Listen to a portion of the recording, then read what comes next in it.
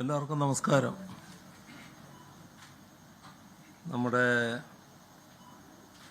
തദ്ദേശ സ്വയംഭരണ തെരഞ്ഞെടുപ്പിൻ്റെ ആദ്യഘട്ട വോട്ടെടുപ്പിന് ഇനി 3 ദിവസമേ അവശേഷിക്കുന്നുള്ളൂ. നമ്മുടെ നാട് വലിയ നേട്ടങ്ങളുടെ, ഉയരങ്ങളുടെ ഒരു സുപ്രധാനമായ അടിത്തറ,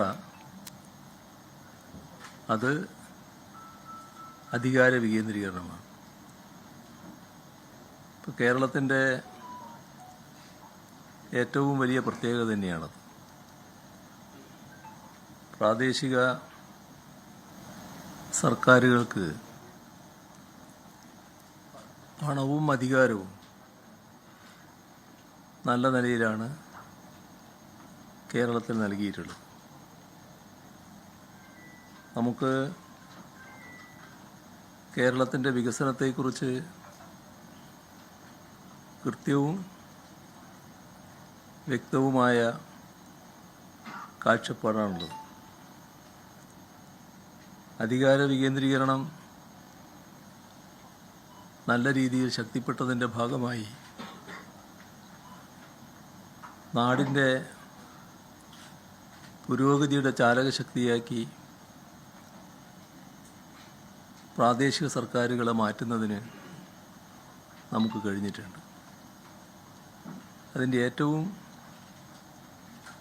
വലിയ ഉദാഹരണം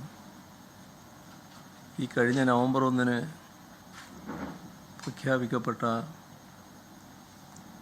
അതിദാരിദ്ര്യമുക്ത അവസ്ഥയാണ്. സർക്കാരത് നേരത്തെ പ്രഖ്യാപിച്ചെങ്കിലും അതിനനുസൃതമായ നടപടികൾ സ്വീകരിക്കാൻ തീരുമാനിച്ചെങ്കിലും യഥാർത്ഥത്തിൽ ആ നേട്ടം നമുക്ക് നേടാൻ കഴിഞ്ഞത് നമ്മുടെ തദ്ദേശ സ്വയംഭരണ സ്ഥാപനങ്ങൾ വളരെ ഫലപ്രദമായി ഇടപെട്ടതിൻ്റെ ഭാഗമായാണ്. ഓരോ തദ്ദേശ സ്വയംഭരണ സ്ഥാപനവും നല്ല ആരോഗ്യകരമായ മത്സരമാണ് അതത് സ്ഥലത്തെ